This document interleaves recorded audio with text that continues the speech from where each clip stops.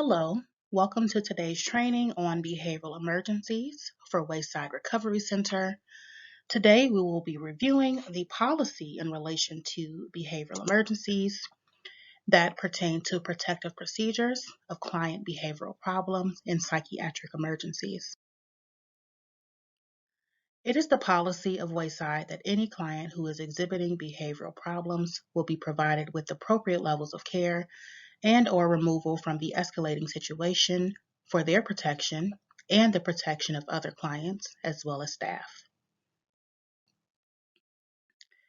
Additionally, any client who is experiencing a psychotic episode will immediately receive the necessary assistance for any mental health and/or psychiatric treatment that may be warranted by the condition. Psychotic episodes may be caused by a health condition, medications, or drug use. It is important to remember that we do work with individuals who have co-occurring disorders that formulate both mental health and substance use concerns. Possible symptoms may include delusions, hallucinations, talking incoherently, and agitation or irritation.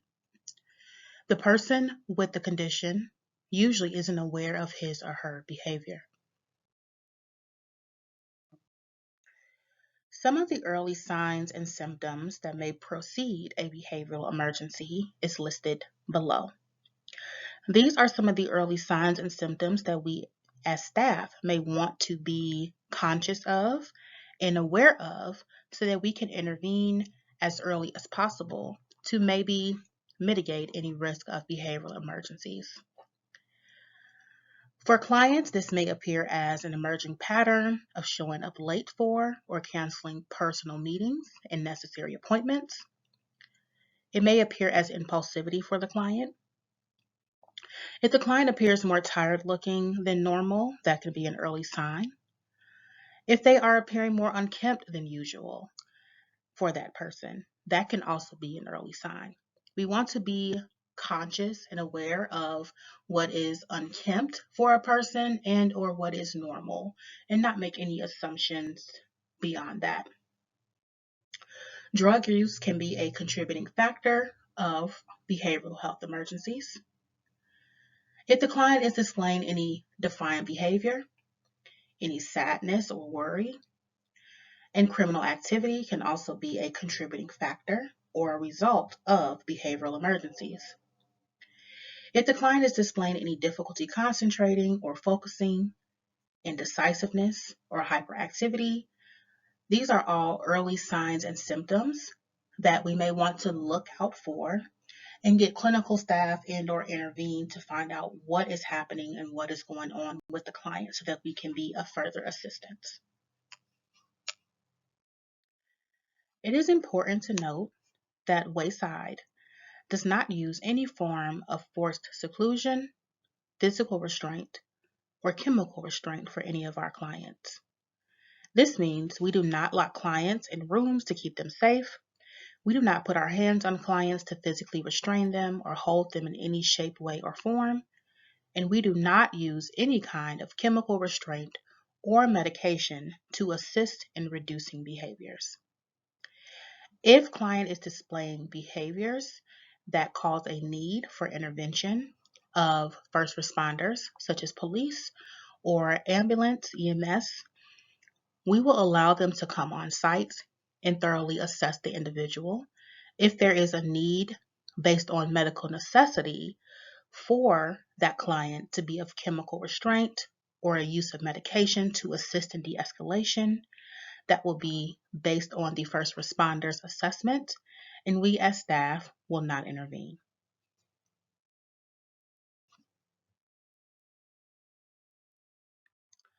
Moving on to procedures. If the client is displaying behaviors that threaten her own physical well-being or that of any other person, staff on duty will meet with the individual to aid in de-escalation of the problem and to evaluate the level of intervention that may be necessary. When working with the individual through a behavioral emergency, We recommend that staff follow the mental health first aid action plan that is referred to as ALGE. Mental health first aid assists individuals in recognizing the signs and symptoms of a behavioral emergency and/or crisis and gives them the tools to be able to intervene and provide that individual with appropriate assistance for the things that they are experiencing.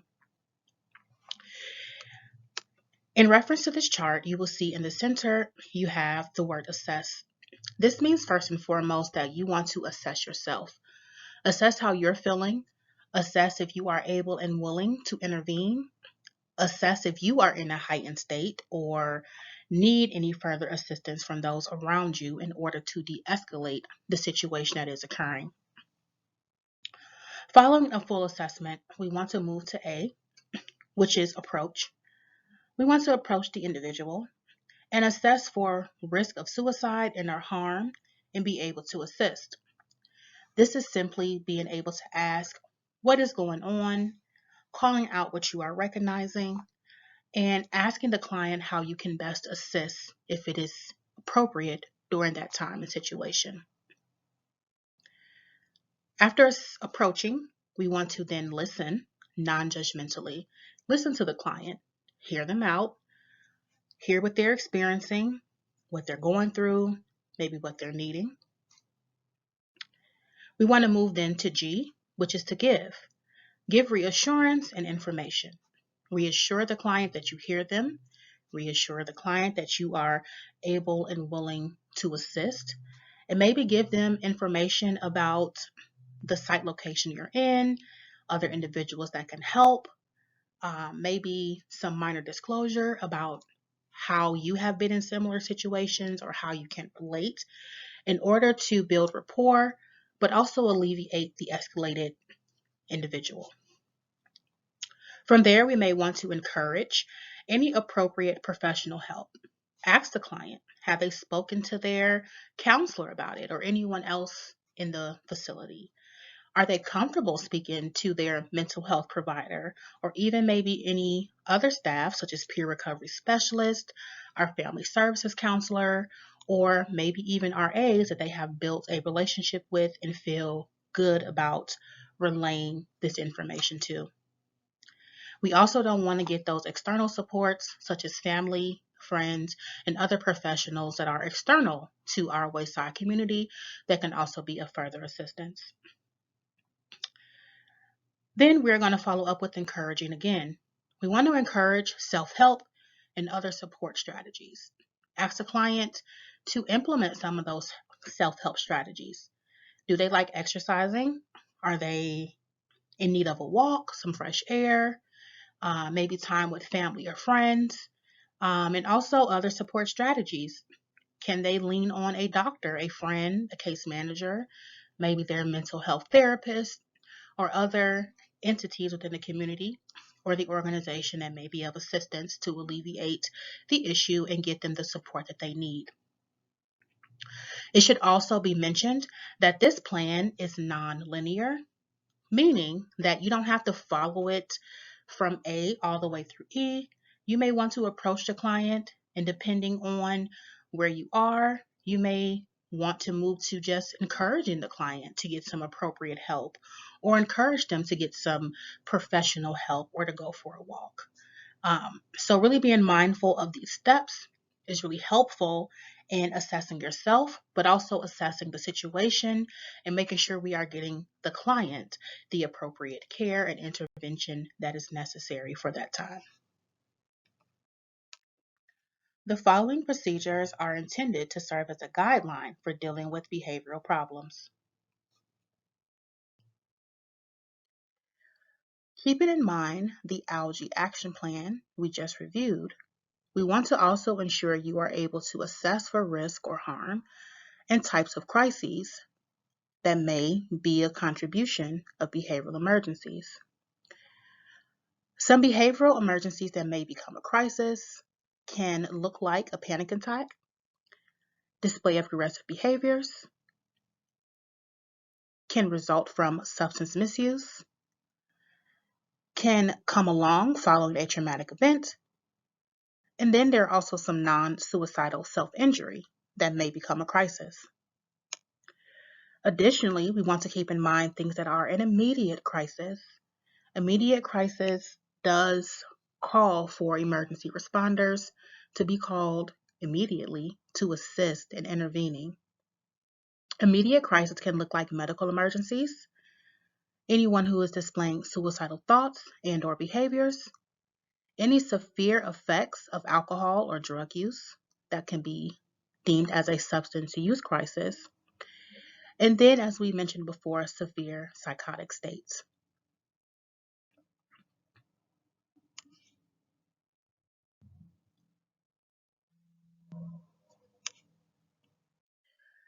After assessing and identifying the need to intervene in a behavioral emergency, if necessary, the client should be asked to stop whatever behavior that they are doing, to leave the area and maybe go to another room, a safe room, or area within the facility that you are located in, maybe asked to leave the building. It is important to note that Wayside is not a locked facility. Some of our clients are here on commitment or for other reasons, but it's also important to note that we want to keep all staff and clients safe, that we want to work with the individual maybe to get them the proper care and treatment that they need. However, we want to always put our safety first. Therefore, it is also important to remember that we want to ensure other clients are safe. All other clients during a behavioral emergency should be asked to go to another part of the clinic and or to their individual rooms to keep them safe until the situation can be de-escalated. If there is a threat of violence to the client themselves, to another client, and or staff, it is important to know that staff may contact the police immediately. You want to inform the police of what is going on, the site you're located, and allow them to come on site and intervene as necessary and appropriate. Please take note of the following. Emergency procedures must not be used to enforce facility rules or for the convenience of staff.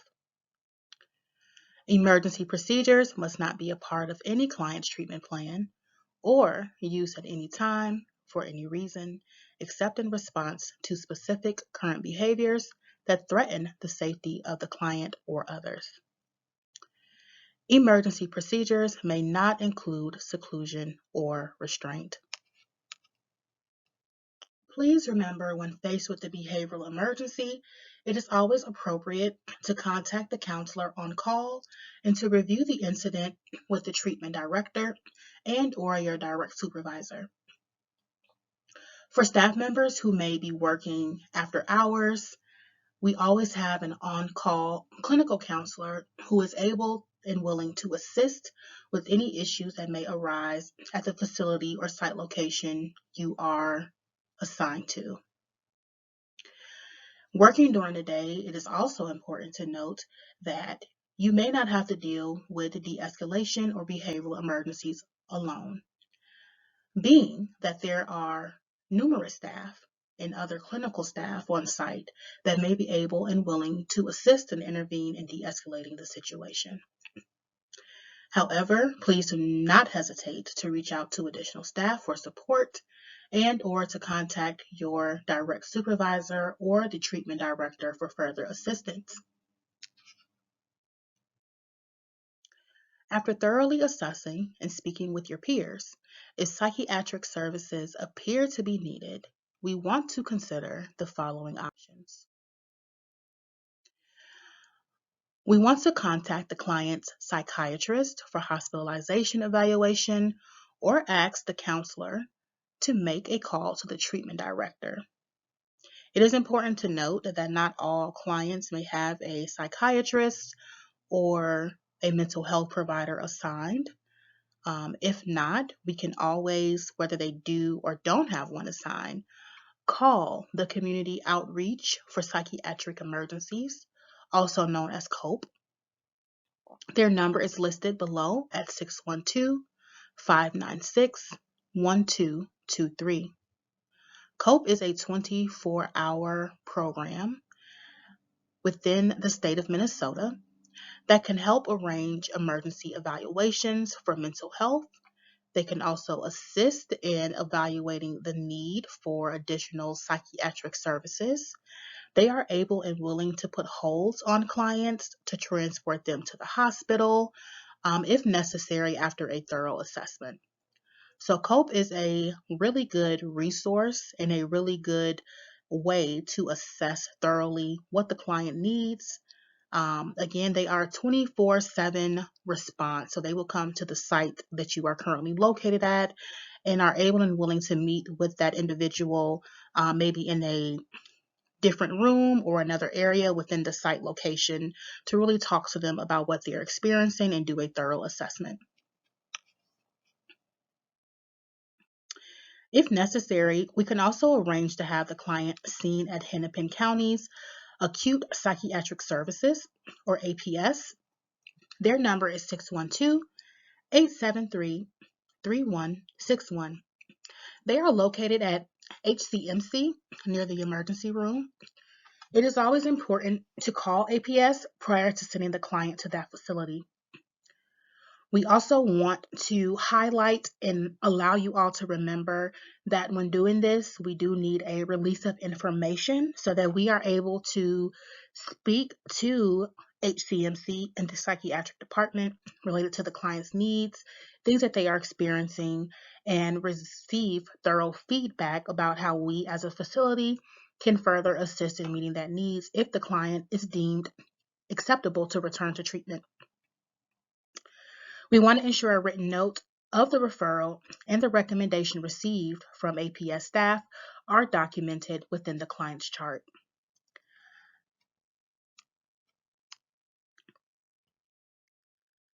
If it is determined that the client is to be seen or transferred to another facility, including the Acute Psychiatric Services Center, the staff member on duty is responsible to ensure the arrangements are made for appropriate and safe transportation to that facility. So this may mean that us as staff members may need to provide a transport, and that is also depending on the level of the behavioral emergency. We want to, again, make sure that the client is safe as well as our staff. But that can also mean, depending on that, a family member, an agency van, if we are contacting first responders, such as the police or the ambulance, or even COPE, they are able to come on site and make that transport if necessary. It is important to note that any use of the protective procedures in relation to behavioral emergencies should be documented in the client's file and on an incident form.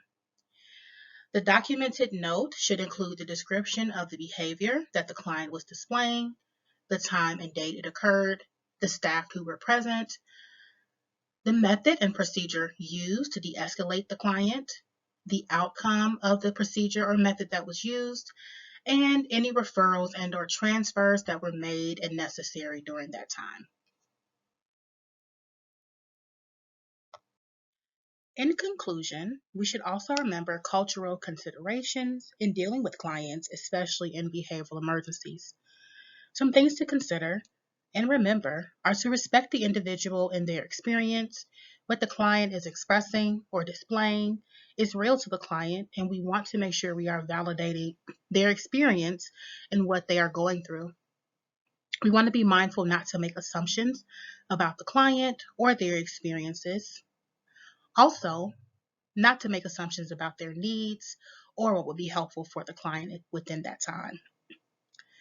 Additionally, we want to be mindful of the language and expressions that we're using, making sure we're utilizing languages that are easy, simple to understand, that we're talking in a calm and appropriate tone, and that our expressions are non-judgmental, maybe even wanting to make sure that we're not talking with our hands or moving around a lot, depending on the situation, to ensure that we are not further escalating the client. We want to recognize what might make it hard for the client to get help. Have they had this experience before? Have they had bad experiences before? are they not comfortable opening up or talking to anyone about their experiences? We want to set aside our own beliefs and reactions to focus on the needs of the person. We want to make sure they're heard, understood, and that we are able to help them. And finally, we want to ensure that we do not express any negative judgments. Again, this is their experience, and we want to make sure they are validated and that we're not putting ourselves into the equation. As a reminder, all staff should be trained on the protective procedures related to behavioral health emergencies every 2 years. You should be receiving a reminder from the Director of Training, HR, or your direct supervisor to make sure you are in compliance with receiving the training. With that, I want to thank you for attending the Behavioral Emergency Training for Wayside Recovery Center. We want to thank you for your time, your attention, and all the great work that you will do for the organization. If you have any additional questions, concerns, comments related to this policy of behavioral emergencies, please do not hesitate to reach out to the Director of Training and or your direct supervisor for any additional needs, support, or clarification. Thank you and have a great day.